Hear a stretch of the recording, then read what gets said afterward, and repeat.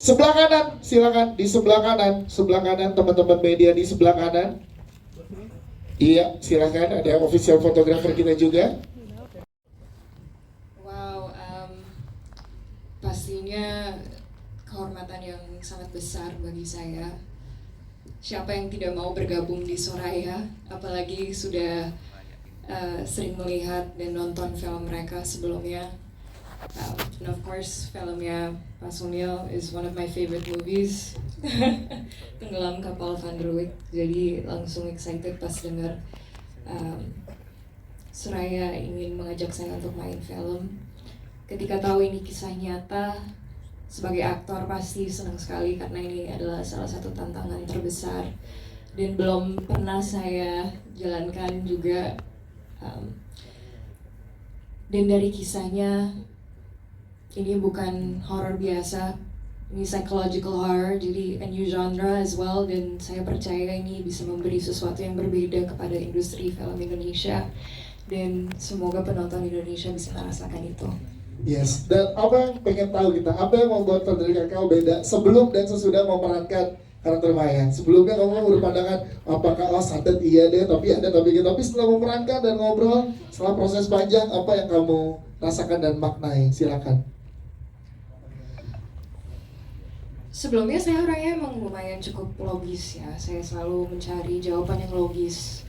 Tapi setelah sudah menjalankan project ini dan readingnya yang cukup lama 2 bulan sebelum kita start syuting dan bisa dapat kesempatan untuk ngobrol langsung dengan korban asli,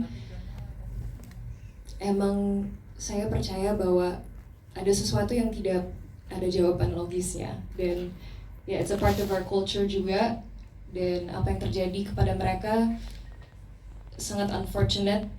Dan kenapa saya bisa percaya bahwa halo semuanya, selamat malam. Sebelumnya terima kasih udah pada menyempatkan diri untuk hadir pada malam hari ini. Nguliknya sudah berapa lama ngobrol sama Mas Rizal, kayak kita lumayan panjang juga sih. Apalagi ada proses reading selama 2 bulan juga. Jadi pada saat proses reading, aku benar-benar disuruh untuk berimajinasi bagaimana kondisi Andi pada saat sakit yang mulai menjalar di seluruh tubuhnya, dan ditambah lagi dengan, kalau misalnya kalian lihat tadi, emang makeup efeknya benar-benar real banget, dan itu pun yang aku lihat pada pakai mata kepala aku sendiri juga emang real banget. Jadi aku ngerasain gatalnya tuh emang benar-benar nyata gitu, dan itu juga ngebantu banget sih untuk dapetin feel bagaimana Andi pada saat terkena racun sangga ini. Pada saat kamu sempat ngobrol dengan dengan aslinya itu Mas Adi, itu gimana? Apa yang paling kamu kulik saat ngobrol dan ketemu dengan yang mengalami langsung? Pada saat itu pertama ketemu itu oleh Mbak Maya sebenarnya. Jadi pada saat itu aku lebih menanyakan bagaimana perilaku dari Andi pada saat sebelum sampai dia terkena dan sakitnya juga lebih parah, apa perubahan-perubahan yang terjadi pada saat mengalami racun sangga itu. Dan setelah proses syuting udah selesai, ketemu lagi dengan Andi yang asli, aku sempat ngobrol tentang perasaan aku pada saat memerankan beliau, pada saat tubuh aku dikasih banyak luka-luka dan lain-lain. Aku bilang aku merasakan hal-hal yang kayak pikiran aku jadi kosong.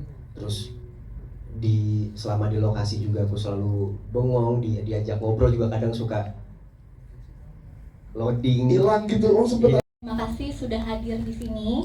Tentunya saya senang sekali karena diberi kepercayaan lagi oleh Soraya.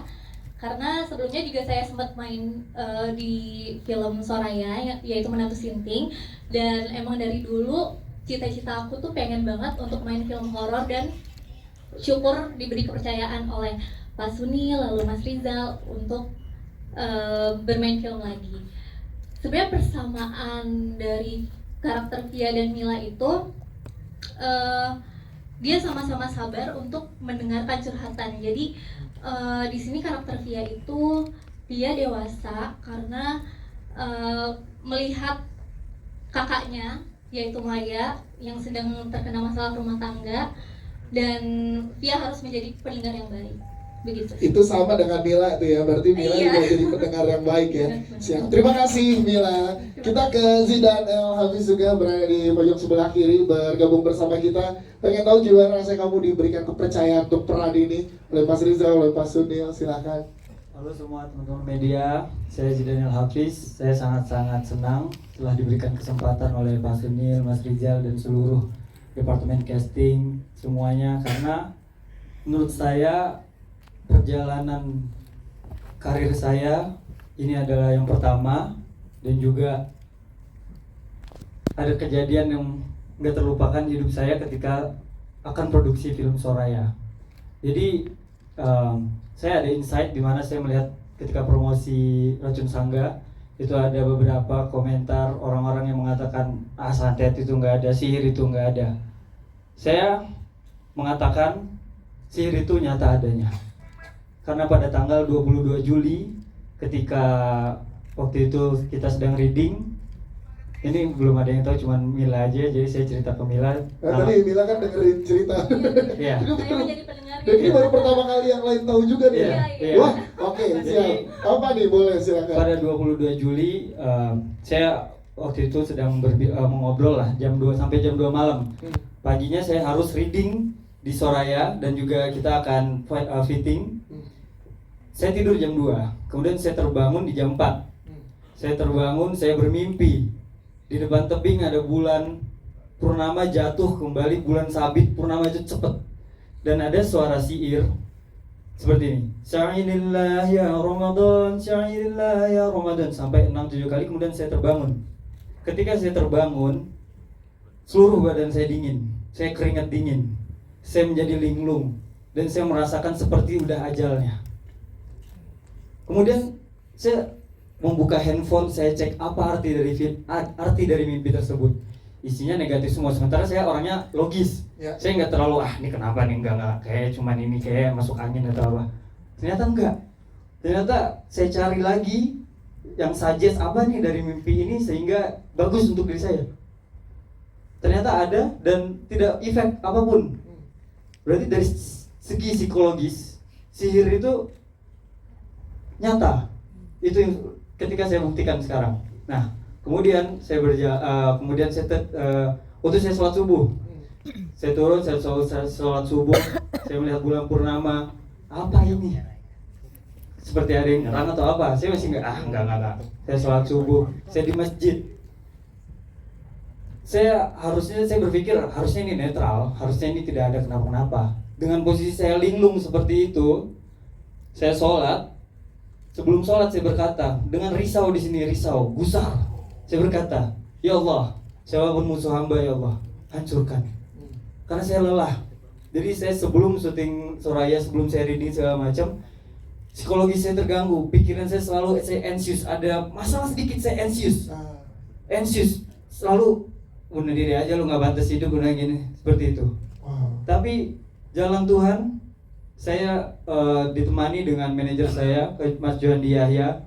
Beliau salah satu psikolog juga. Jadi psikologi saya tetap terjaga. Saya tetap ilmiah. Tapi saya ketika saya kumat segala macam, saya ruqyah mandiri, saya baca surat Al-Isra agak mending. Tapi ini pada saat malam itu 22 Juli itu benar-benar final. Saya merasakan kayak ya ini udah ada ajalnya. Kemudian saya ketika di Soraya, saya berangkat. Nah sebelum waktu di masjid, saya berdiri, saya sholat. Saya nggak akan bisa ngebatalin sholat terakhir saya dong. Tapi pikirin saya, belum pamitan sama keluarga, belum pamitan sama ini gimana. Saya rasakan ini udah ajalan ya Allah, enggak. Aku berjuang, aku mau hidup lebih lama, enggak. Seperti itu. Saya aja sendiri. Wow. Dan di masjid ada CCTV. Iya. Jadi saya berpikir kalau saya meninggal sekarang ya udahlah ada buktinya. Berarti sebelum melakukan reading, fitting dan perjalanan syuting, kejadian itu ada di kamu ya, Ada. sehingga kamu bisa merasakan efeknya ya, Dan- dan untuk ada di film ini ya. Yes, dan itu sangat-sangat saya merasakan dari subuh, kemudian berjalan naik LRT saya ke Soraya. saya sholat duhur, saya terasa agak lebih better. Nah. Saya membaca-baca la ilaha illallah sebagai dolimin. Saya mendapatkan, ini ada yang miracle lagi. Saya pulang dari sholat subuh, saya membaca surat Al-Mulk, kebetulan alhamdulillah saya hafal Al-Mulk. Ketika di rumah, saya agak lupa, saya buka lagi digital. Kemudian Quran digital, saya mencari surat Al-Isra. Saya pikir saya diserang nih, kayaknya saya harus ruqyah mandiri. Saya tidak menemukan surat Al-Isra di digital handphone saya. Sampai telunjuk saya berhenti pada surat At-Taubah ayat 1. Bacanya bara'atu minallahi wa rasulih ilal ladzina haddu minal musyrikin.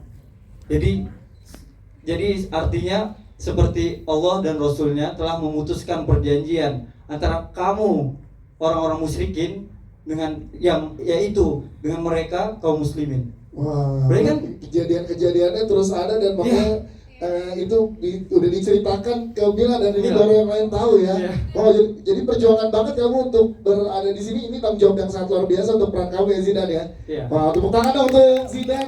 Terima kasih. boleh satu Zidan. lagi ada biggest plot twistnya. Yes. Jadi saya merasa enggak, sihir ini enggak nyata. Tapi ternyata nyata. Ketika saya asar itu